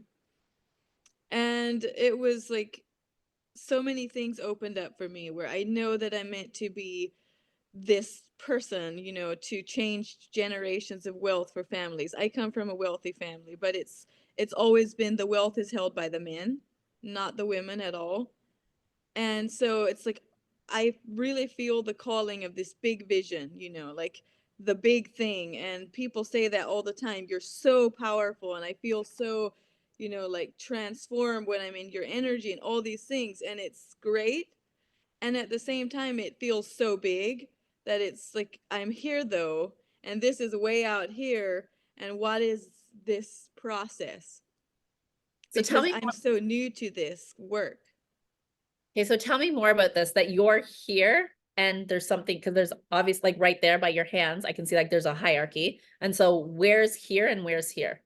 So where I'm here is like, I'm just beginning the work of financial strategy and coaching and energetics around money, plus bookkeeping, plus investments. The vision is this big company that has bookkeeping, it has investments, it has mentorship around energetics and even taxes. And I create it around people's specific desires and even design in human design if they did, you know, if they open themselves up for that. And I see it as this thing that could change generations, you know, and it could even change the world. And it's like now I just have a few clients, you know, and I don't know how to get there, but I'm so excited, you know, I'm so open for it. So my feel is when you did this and this, it's like, but I want to be here where it's like I already am changing generations. Yeah. Feel yes? Mm-hmm. And so it's like, I want to be here so that I'm already changing this. And it's like, but how do I get there? I get there by honoring that I'm here. I get there by being in love with here. I get there by leading here. I get there by having the conversations that I'm available to have right now. And so you said that you already have client, like, so all these things that you say that you want to do for people, are you currently doing that? Are you currently, do you feel like you're in the integrity and embodied wisdom to like have those conversations right now? Yeah, for the most part. I just got a new client recently and that was very sticky. It felt like I kind of bombed and I kind of froze and yeah, it wasn't great, but I don't feel like I can't do it. It wasn't a great experience. Okay. And so I feel like there's something here. Can you give us more about like why that wasn't a great experience? So usually I feel like I have a conversation with people and I see these things and it just flows, and it, for whatever reason, I felt like it didn't. I don't know. I think maybe my energy was just not, I was very heavy with things that I was feeling, personally. And I felt like it wasn't what she expected it would be, if that makes sense. Like, and I also didn't come in with this checklist of like, ask all these questions. And it was just more because I like being in the moment with clients. I like feeling into what's coming up and just letting them speak, because what this work is about them. It is about their experience. And where else can you share all your money pain, you know? So in your like marketing of your offers, like when you're talking about your work, do you talk about this? Do you talk in this way? I don't really market. My clients are just like people that I know, word of mouth kind of clients. Okay. So this client that came in, then let's say that was like, it's not what she thought. Where did she get the expectation? Like what was, do you know what I'm saying? Like, where did she get the Yeah. idea? Like, why was it not what she thought? I'm not sure. We haven't talked about it yet. So Okay. So you're assuming that it's not what she thought? yeah, I am just assuming kind of, because it felt like that for me. So when you have a client come in, are you very clear with them? Like, because I feel like there's like clarity in the like how you work and how you operate. So are you clear with clients? Like, this is the type of work we have these conversations. This is a space where there's like a safe space for you to be held in to bring up these conversations. Do you begin with that? Probably not enough. I think that I could be more clear with that, with what it looks like. Because I think this is whether it's in our marketing, whether it's in the selling, whether it's in like the initial conversation we have before somebody comes in. It's like, can I be so clear about this space, which allows people to fully show up in their fullness and allows you to hold the space that you're desiring to hold. But this is almost in a bit of a different way, the conversation that we were just having. It's like, if I just like show up in this one way. So, and I know that you're saying that you're not really like marketing online, but it's like using this example again. If I show up and only having this conversation, but then people come into my offering and they're like, oh, but it's all of this.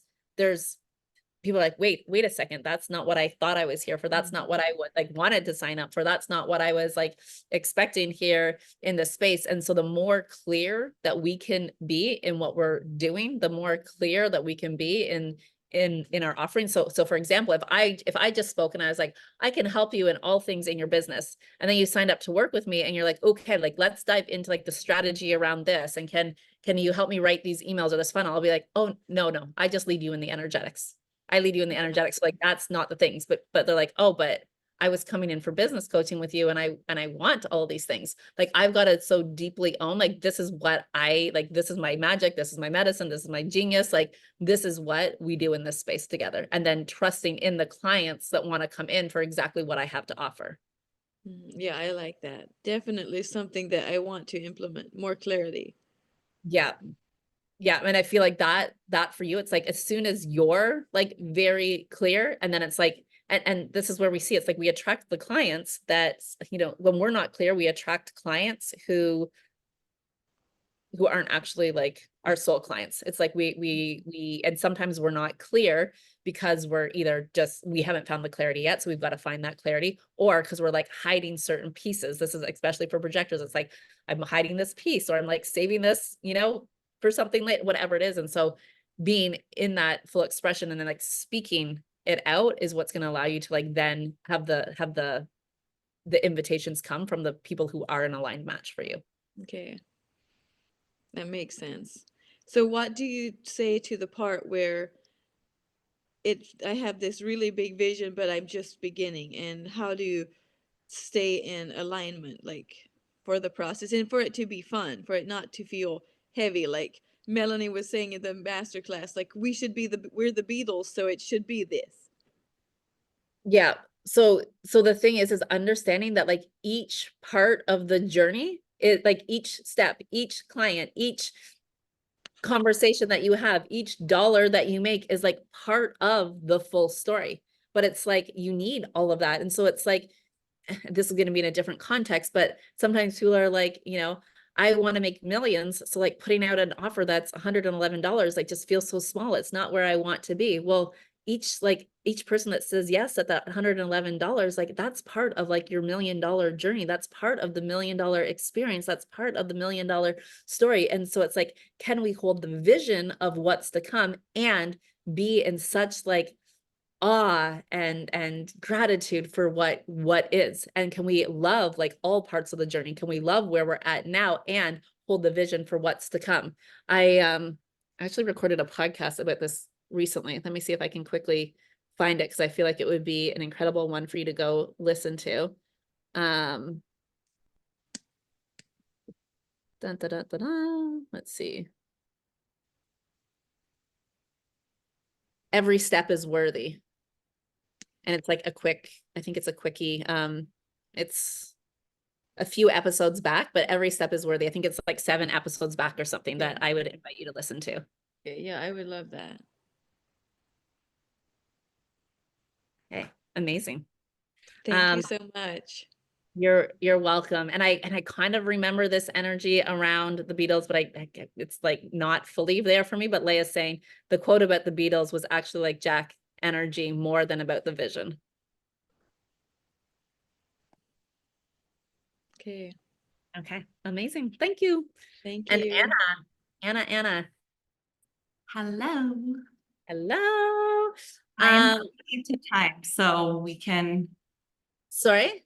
I'm sensitive to time in 5 minutes. So if you want to just do, yeah, we can do this later or not. Do you need to leave in 5 minutes? No, but I know you wanted to talk about your offers in 5. That's okay. Well, still, we've got 20 more minutes on this call and I can talk really quickly. So it's all good. I can too.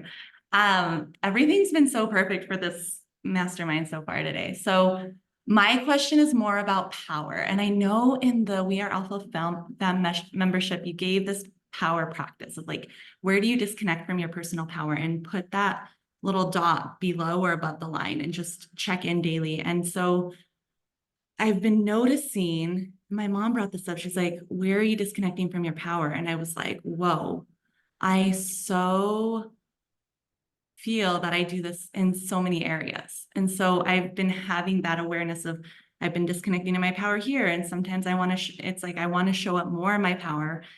And then I default to the disempowered mindset or the thoughts or the actions. And so how to really hold myself in that power. And if you could speak more to power, because power and confidence are two things that I'm contemplating at the moment. Yeah, I'd love to speak more. And I mean, harnessing our personal power is like so much of my work and what I dive into with clients as well. And just for anyone else who wants to tap into this power tracking exercise, I actually did it in the Alpha Fem community. So it's in the free community. So you can go find it if you want to know what we're talking about here. You can go listen to that as well. But the thing is, it's like, there's 2 pieces that I want to begin with. And it's harnessing our personal power, which means like the personal power that comes from within. And so this is very different than power that's based on anything outside of us. So circumstantial power based on a result, power based on the evidence, power based on like literally anything outside of us. That's circumstantial power. And so that power is limited. So what I'm much more interested in is harnessing this personal power within us, the trust within us, the knowing within us.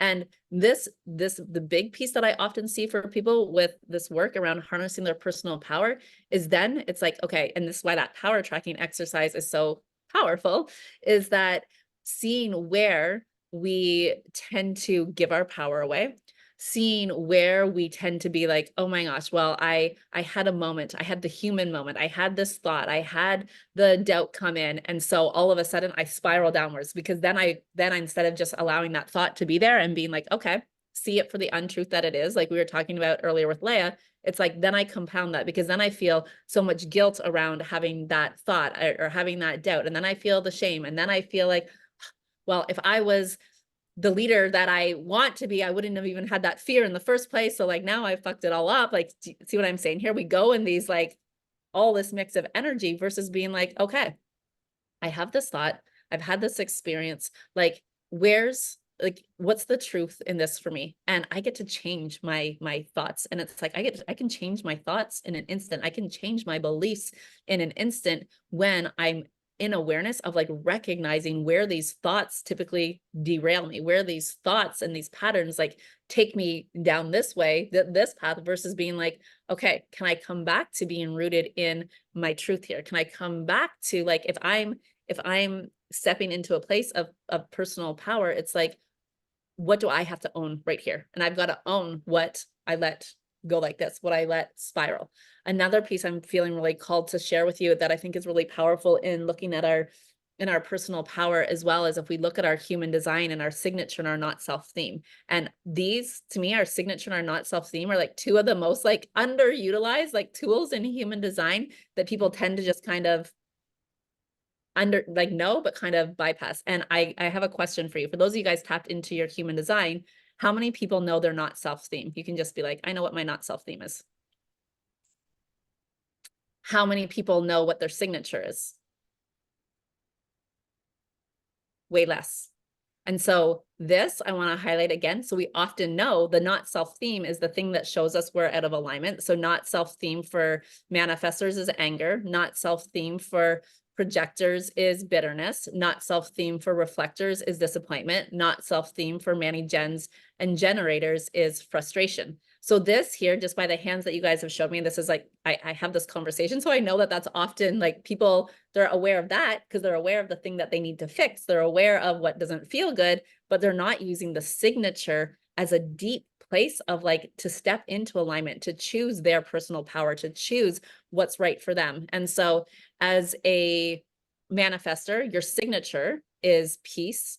As a projector, your signature is success. As a reflector, your signature is surprise. And as a Manny-Gen or generator, your signature is satisfaction, like this deep feeling of satisfaction.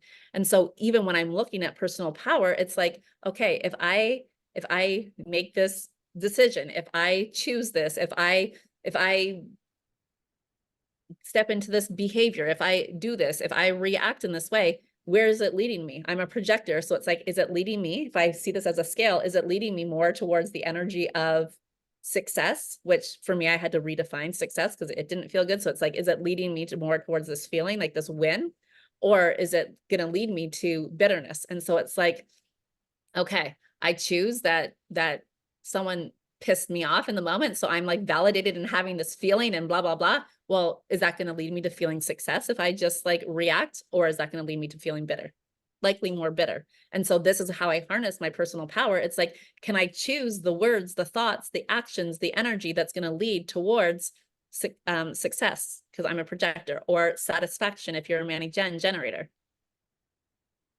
Yeah, that's huge. Exactly. And I think what Siobhan is saying too, like pinpointing what satisfaction feels like. I'm a Gen, I'm a 6-2 generator. And for me, it's like, I have been aware of where I haven't been seeing people in their power. It's like, oh, I see them in their power with the expectation that they work with me or buy, it's like trying to get in that relationship. And so being aware of like where I'm giving my power away in that. And then, well, if I want to see them in their power, first I have to see me in my power. And as that role model, I have to first see that for myself. And so that's where it's like all the energetics and owning my own personal power. Yeah. And getting clear on what does satisfaction feel like to me? Because I feel like I've been resisting so much of where I am in the journey right now and measuring myself against the ideals rather than turning around and looking back on the growth and giving. It's so interesting, right? It's like we know what frustration feels like. And it's like, this is where it's like, we look at the things that like, it's much easier to see what doesn't feel good. It's much easier to see, like, to look at the things that we need to fix. It's much easier. Like if I asked you guys all right now, I mean, this is often another reality. We're coming towards the end of the year. If I was like, look back in hindsight, you're probably first going to tell me the things that, like, instead of telling me the celebrations, all the things that are working, all the growth, you're going to be like, well, I didn't, like, this didn't work, or this didn't work, or this didn't feel good. Like, we tend to bring that forward first for some reason. And so it's really important. It's like, can we actually, like, like cultivate. It's like, what does satisfaction truly mean to me? What does, like I said, for myself, success, what I recognize, like that's my signature of alignment, but success didn't feel good for me. So I had to rewrite my definition of success. I had to be like, what does success truly feel like for me? And like I said, it feels like a win. And so a win for me can be a client saying yes. A win for me can be riding that wave on my surfboard. A win for me can feel like yesterday on the deep, like my son coming in and giving me a hug in the middle of the session. Like a win for me, like that's what my definition of success is. So then I can feel the success all throughout my day. And the satisfaction, you know, I think people again have to redefine what satisfaction is, because sometimes, I mean, my thought first when I heard this from Annie, Jens, and Jenner is like, oh, satisfaction. I'm like, that kind of sucks, because my thought of satisfaction was like, oh, you're just like content. It's just that. And it's like, no, the true feeling of satisfaction for Manny, Jen, and Jenner is like, I am so satiated. Like I feel so beyond, like I feel that this is better than I ever could have imagined. Like there can't even be anything better, because like I am so completely satisfied with this. And it's like in this like full energy of like this body tingling satisfaction. And so like really looking at like, okay, like can I, and this is why I said like when we can redefine this, like it becomes a very powerful tool.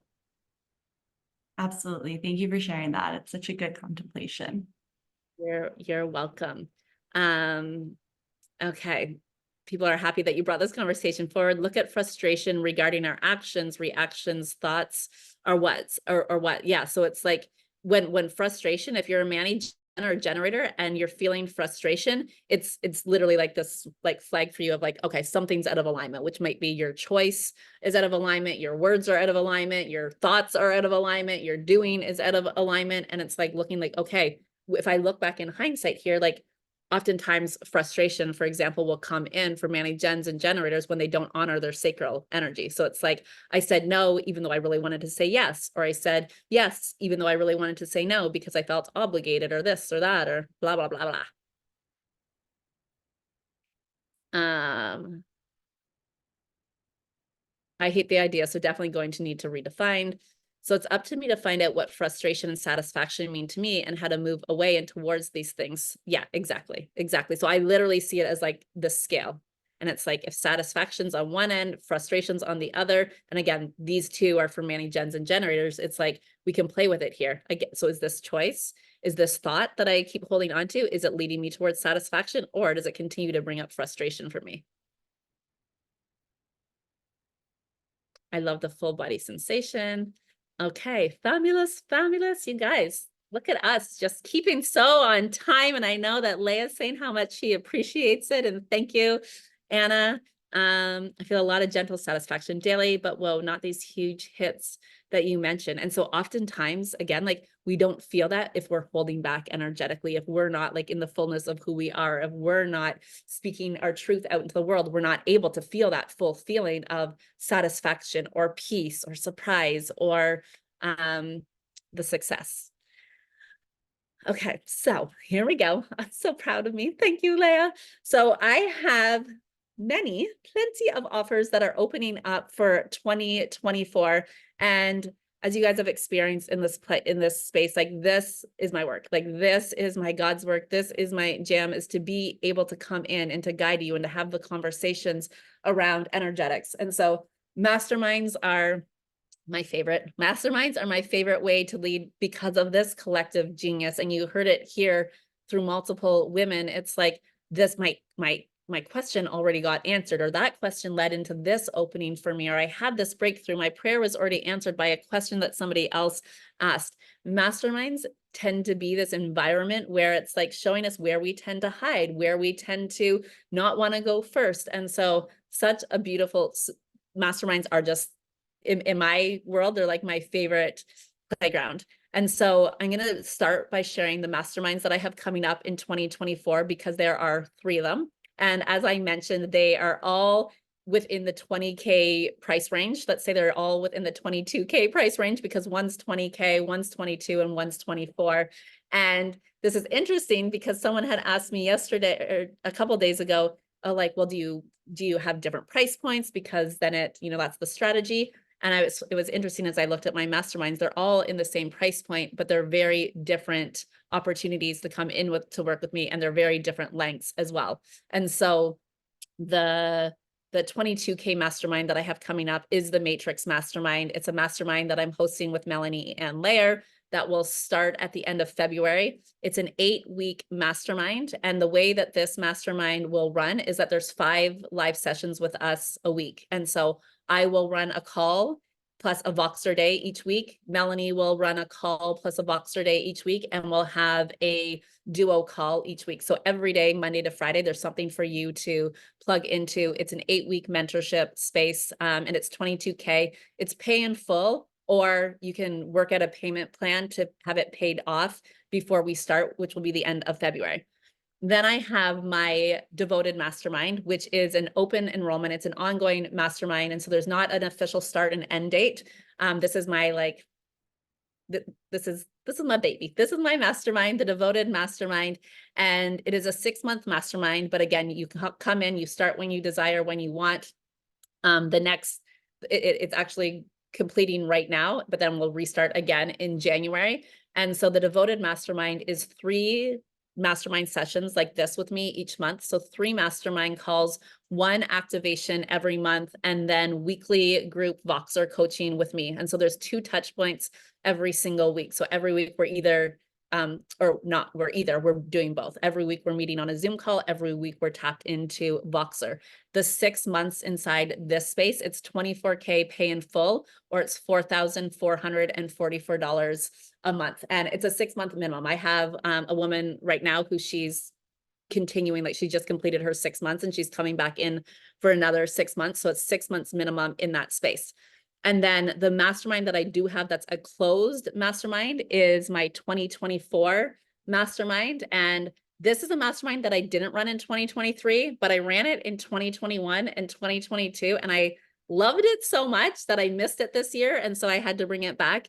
And so for the 2024 mastermind is a space that we will work in for all of 2024 together. And it's 1 deep dive mastermind session each month. It's a 3-hour mastermind call. This is a very intimate group. There will be up to 11 women in this space. And it's that 3-hour deep dive mastermind session each month. So 12 mastermind calls throughout the year. And currently, as part of this offer, which will not always be, but currently, you also get 4 one-to-one sessions with me throughout the year. So you get each quarter a 1-to-1 call with me. The price of this mastermind, 2024 mastermind, is $2,024 a month. And so $2,024 or $20,024 pay in full. So those are the mastermind options. I just added this weekend and I've only shared in the deep so far. I will be sharing with my email list at the end of this week, which tends to mean that these spots go fast, for the $111 offer and the $1,111 offer. So the $111 offer is open for 44 women. It's a 4-day Voxer space with me where you get to come in and ask 1 question each day, which means that there will be about 200 riffs that'll drop into that space over the 4 days. It is full, it is busy, but you get to have access to that conversation before the 4 days. So it's like those 200 riffs you can save, you can share, you can save, you can re-listen to after. So if you want the links for that, you can just send me a DM. And the 1,111 space, that will be in January, by the way, the 4-day one. The 1,111 offer is a 7-week Voxer group mastermind with me. And we meet once a week on Voxer. We have a Voxer day once a week over 7 weeks. That will begin in January as well. So those are the different mastermind spaces that I'm opening for 2024. And then I do also have 2 private offers as well. The first one is $7,777 pay in full. You could also do a payment plan for it. And it's 7 one-to-one sessions with me. Those one-to-one sessions get to either be Zoom calls, a 60-minute Zoom call, or a private Voxer day with me. And you get to pick and choose. This can be it can be 7 weeks and we meet every week. It could be 14 weeks and we meet bi-weekly. It could be 7 days in a row. Well, not 7 days in a row because I don't work on weekends, but it could be boom, let's get in, let's do this. So 7,777 for that one for the 7 sessions. And then I have my offer that includes one-to-one coaching with me. It's private mentorship, it's private calls, there's private Voxer days, as well as the devoted mastermind. And it is $44K pay in full, or 7,777 a month.